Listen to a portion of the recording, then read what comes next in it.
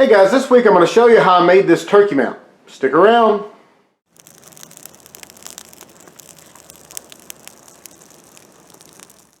Hello and welcome to this week's edition of BS with AJ. As I said before, this week we're going to be making a turkey mount. Now it's going to be made out of 3 different types of wood actually, and I think they go really well together. The top part that actually holds the fan in place is made out of persimmon. I'm not really sure where to tell you to get persimmon unless you just cut it down yourself. My dad actually came across it. Somebody gave him a board of it because they cut down a persimmon tree, and so I planed it down. I got it looking all nice and smooth and everything, and I decided to make something really cool out of it. So that's something that's going to be hanging around for a long time, of course, so I thought that was a perfect project for that. Another piece is spalted oak. I actually bought a big old pile of lumber from an auction a long time ago. It's probably been 2 years or more now. And I didn't even know there was any cool stuff in there that was spalted or anything like that. But it turned out looking really cool, especially for this project. And the third type of wood is walnut. I made walnut beads for the necklace type. I don't know what you'd call that. Before we get started in this video, if you like videos like this, be sure to like, share, and subscribe, and consider supporting BS with AJ on Patreon so we can do bigger and better projects for you guys. Let's get started. Alright guys, so we have our turkey spurs here, and basically this is just the shell that covers the bone of the spur there. So, and I know a lot of people, usually I've seen a lot of people mount them, they cut like 1 inch below and above the bone on the spur there, and they drill out the bone marrow and use that hole to put it on like a necklace type thing. We're going to be doing something slightly different. You can actually cut around the spur, this part right here, the shell of it I guess, or whatever you want to call it, and you can pull that off with a pair of pliers if you're careful enough. And what we're going to be doing, instead of doing that, we're going to be using these barrel swivels. I've got size 1 barrel swivels, and we're going to be using these as an eyelet basically. I've got some 5-minute epoxy, we've got some tape to cover up those so we don't get this stuff all over, and I've got some black paracord that we're going to be using as a rope to put these on, basically as a small little necklace type thing, but we're just going to be using it to hang on our mount afterwards. So the first thing you're going to notice is that these size 1 barrel swivels are just a little bit too big. Whenever you go to try to set them in there, they just kind of stick out, and I don't want that the barrel part of the ball or whatever you want to call that to stick out. So the first thing I did was cut off the bottom part of that. So let me show you here. Basically I just cut one of the eyelets off. So what I'm going to do now is we're just going to use that 5-minute epoxy and submerge it down to where those 2 little rings are showing, I believe. I think that'll look alright if I do it that way, and possibly just slightly inside of there. Now this 5-minute epoxy I've got is actually, it's a translucent yellow is what it says. I don't want it to be that color, so I'm going to be using some Hershey's cocoa mix just to darken it up. Now, I know what you're probably thinking. Why the heck are you using Hershey's cocoa mix? But, you know, honestly, it's not going to matter. Once you mix it in with the epoxy, as long as it makes it turn to that darker color, then that's all that really matters, because, I mean, nobody's really going to look at that. And I really, like I said, I don't want you to be able to look through that and see that yellow or anything if somebody gets real close up on it. So I figured a darker, something mixed in there that would make it look darker would look better. So like I said, we're going to take a little bit of this 5-minute epoxy, we're going to put it in this little cup here. And we're going to be mixing a little bit of that cocoa mix in there to make it just a little bit darker color. And then we're going to be using these, the barrel swivels as an eyelet. So the first thing you're going to want to do, of course, is to tape up your spurs, because if you get that epoxy on there, it's probably going to be hard to get off. So it's easier just to avoid the problem. We'll go ahead and do that off camera, and I'll show you how to do this. Alright guys, so to start this process off, I'm going to go ahead and throw a little bit of this cocoa powder down here. I'm not exactly sure how much it's going to take. I'm not going to be making a whole bunch because I'm going to have to do them one at a time, because I'm going to have to hold it in place. But let's just go ahead and try this now. So I've got that ready. I'm going to squeeze some of this in here.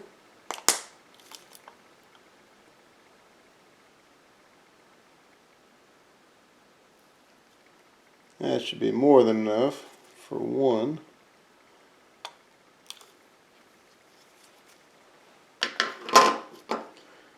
Alright, now we use the end of this spoon here.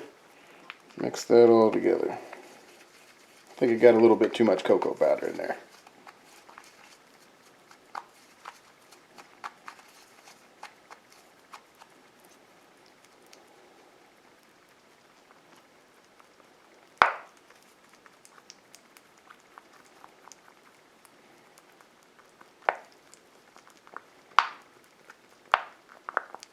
It's kind of like chocolate milk right now. Alright, that should be pretty well mixed up. Now we're going to take that, take one of these spurs, and this is the reason we put tape on there. Right here.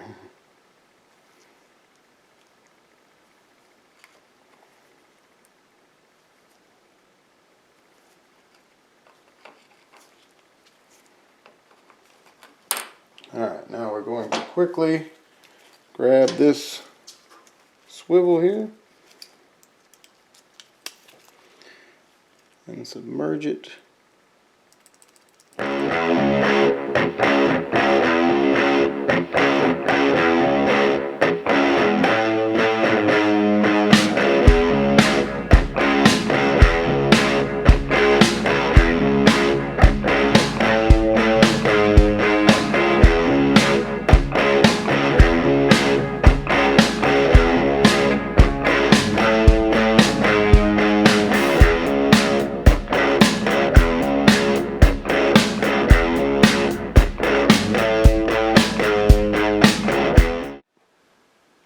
Alright, now for the beard, we're going to be using the shotgun shell that we shot the turkey with.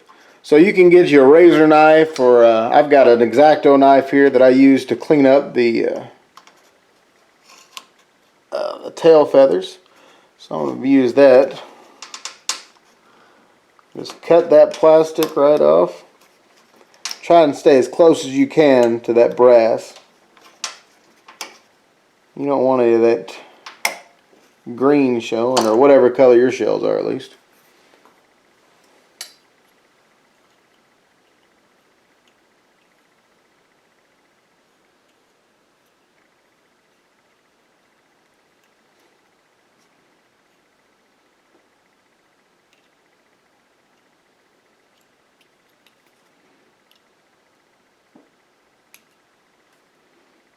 Alright, looks like we got all that green from showing. Alright, now to get this primer out, we're going to be using a hammer and a small punch here. And we're going to be knocking it out from the inside. So make sure you have a piece of wood with a hole in it. Kind of line that up there in the right over that hole.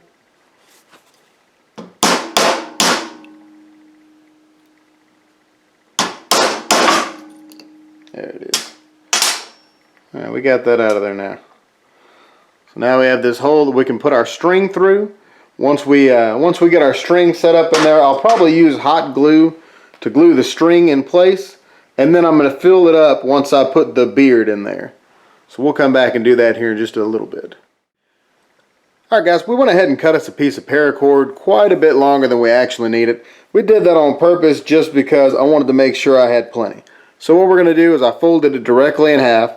I've got that small portion right here. I'm going to put it in from the top of that.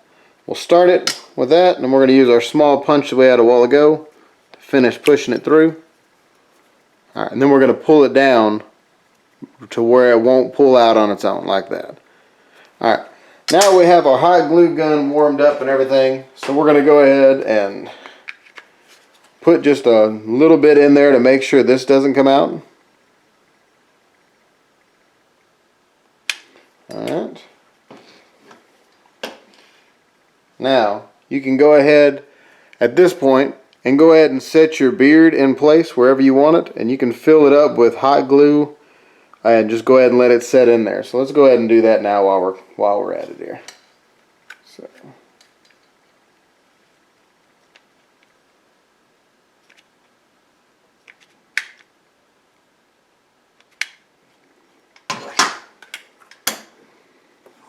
I've got quite a bit in there right now, and then we're just going to take this, Set it down into place. And you will want to hold it until it cools down and dries, because otherwise it's going to be all kinds of crazy. Alright guys, well I ran over to the lathe and made some real quick beads out of some scrap walnut I had laying around. Now they're not perfect by any means. These are the first beads I've ever actually made, and it didn't take very long to do it. But I wanted to make some. You can actually purchase these, and I'll be sure and leave a link down in the description below. I'm not sure what type of wood they'll be made of. I'll try and find some that are walnut because I really like the way that looks. But the reason I put them on there was to help break it up, so that way your spurs aren't just down here right by the shotgun shell, and that way it kind of pops them out a little bit better. I think it looks pretty good. Now if you had the bone and everything on there, it would probably show up a little better because the bone is obviously white, and right on some dark wood like that it would pop. But like I said, I wanted to try something different, so I did it this way, and I think it actually turned out pretty good. So now all that you have left to do is go ahead and cut your the rest of your rope to whatever length you want it to be at, tie it up or put some kind of fastener on it or something like that, and then you just hang it up on your wall mount. Alright, so the first step to making your turkey plaque is going to be picking a design. You can probably look on Google and find a design that you like and print it off. I personally decided to make my own just because it'll be slightly different than anything else, and also just because I thought this would look pretty neat. I had a pretty good idea in my head of what I wanted to do, so I went ahead and made that. So you're not going to find this exact replica anywhere, but you can probably find something fairly similar. This bottom piece is 14 inches wide and 5.5 inches tall. These three circles here in the middle are going to be shotgun shells. We're going to cut the plastic off of them, and we'll put a piece of wood or something to set right inside the brass, and we'll go ahead and attach them right here so we have a place to hang our beards. This top piece here is 7 inches wide and 4.25 inches tall. I wanted to make that a little bit taller, but I had a limitation because of the type of wood I'm using. I'm actually going to be using two different types of wood for this project. The bottom part is going to be made out of red oak, and the top part, I've only got one board of this, but I wanted to do something kind of neat with this. I've got a piece of persimmon. This piece here is not the piece. It's a little bit too short for it. I'm going to use that for something else. But you'll see what it kind of looks like here. It's got pretty dark looking parts here, and it's got some light stuff. And the pattern on it looks really neat. So I wanted to try that on this. The problem is, like I said, this is only 4 3/8 inches wide. So that's why I had to make this 4.25 inches tall. So that way I had a little bit of room for error just in case there was an issue in the wood or something like that. But anyway, so these two woods are going to go together. Like I said, the top part's going to be made out of persimmon, and the bottom part's going to be made out of red oak. The first thing we're going to do is go ahead and cut our boards. We're going to use some masking tape to tape those up, and then we're going to use some stick glue to actually glue our patterns onto there. And then we'll take it over to the bandsaw and start cutting it out. So let's go ahead and get started with that now.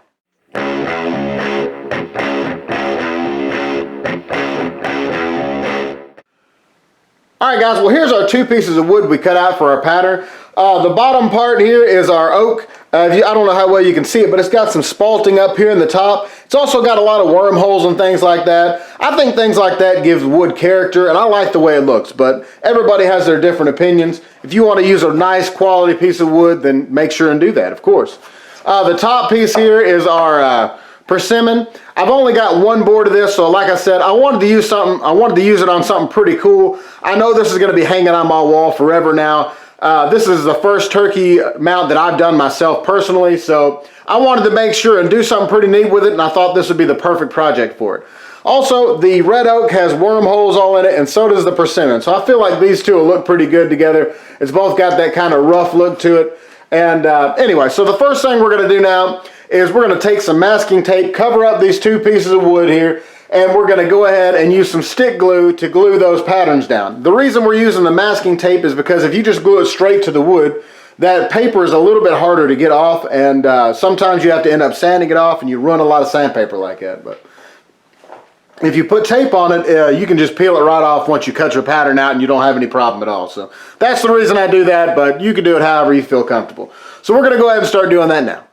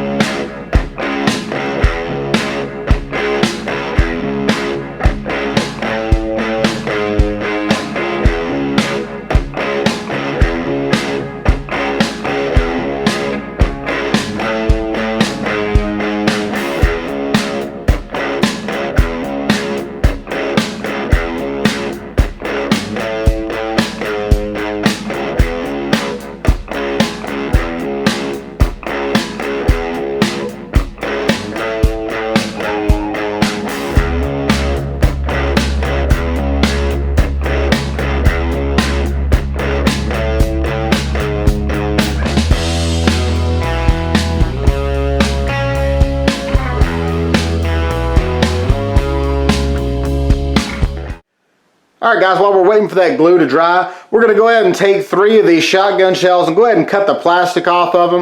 And then we're going to find a piece of wood that'll fit pretty snugly into there. We may take it over to the lathe and turn it down a little bit, just so that way it'll fit really nice and snug on there. That way that's pretty well ready to go.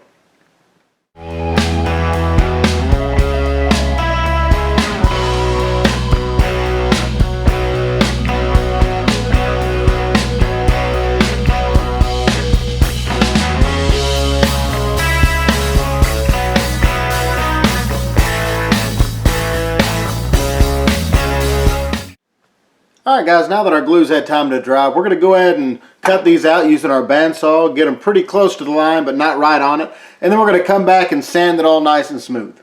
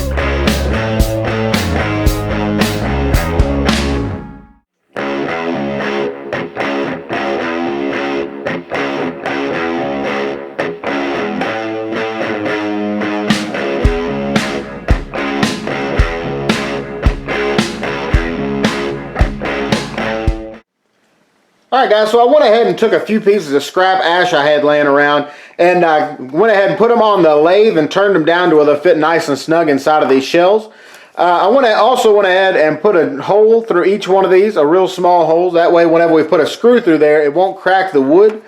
I've got my hot glue gun heated up. We're going to go ahead and put a bead of glue in each one of these and just push these down as far as they'll go. Then we'll go ahead and take it over to the sander and make sure we sand them down nice and smooth.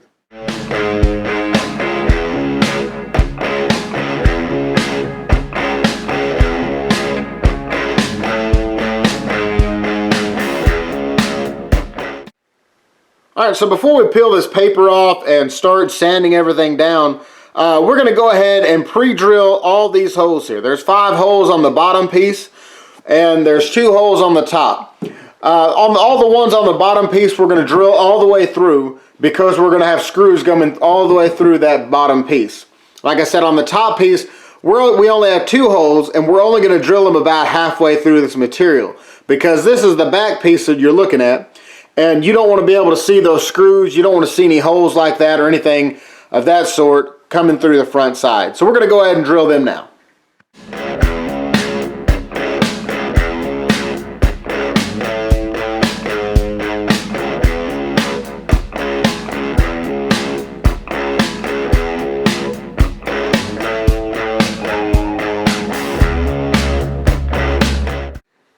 Alright, now that we have all our holes drilled, we're going to go ahead and peel this off and then we can start sanding it. See, the reason we put the tape on here, like I said before, it actually helps to make this a lot easier to peel off. Let's just rip that little piece off. So you just grab that tape right here, pull it right on off.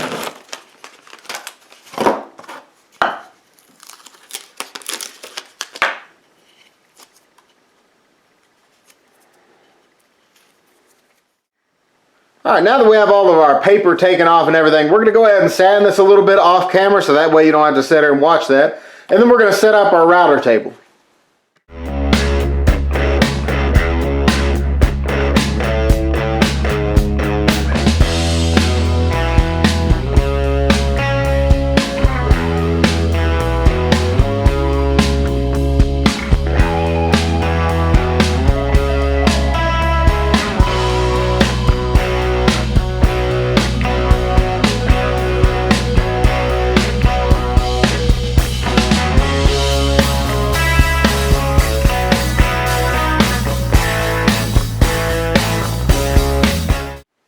Alright guys, I went ahead and sanded this off camera because that's a pretty boring process and I'm sure you don't want to sit there and watch that.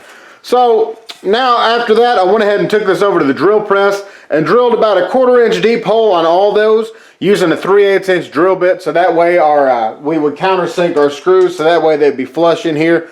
So now all we got left to do, we're going to go ahead and put a finish on this and let it dry, and then we'll be putting it together.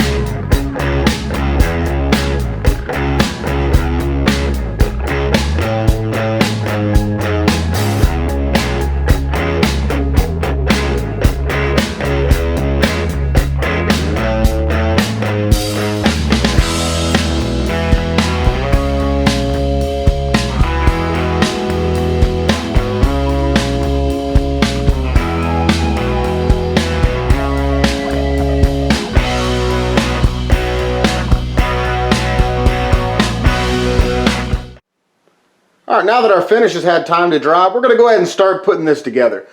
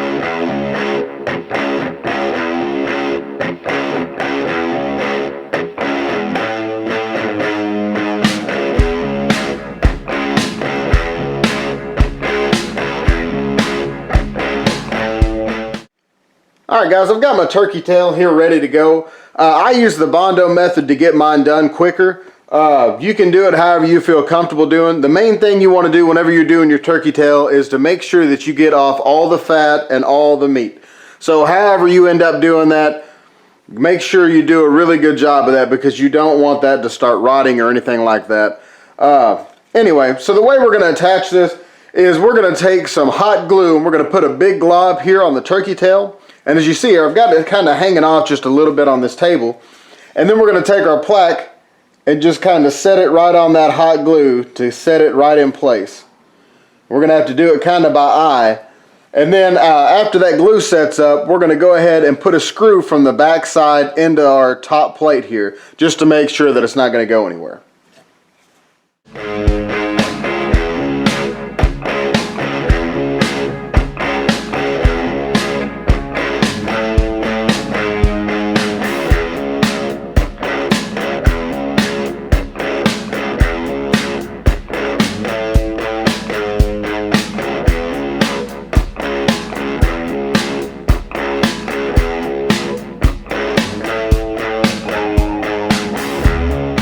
Alright guys, so the last thing we're going to have to do is find a way to hang it on the wall. So I've got one of the sawtooth hangers right here, and basically I went about a 1/2 inch down, and I've got it marked out to where it's going to be at the right height and all that to make sure it's going to set straight.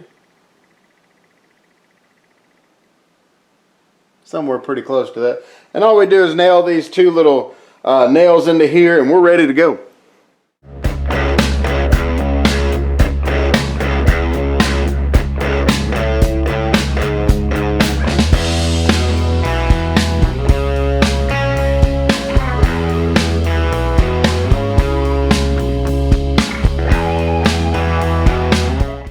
Alright guys, well here's our final product. I hope you enjoyed this week's video. Be sure to like, share, and subscribe, and consider supporting BS with AJ on Patreon so we can do bigger and better projects for you guys.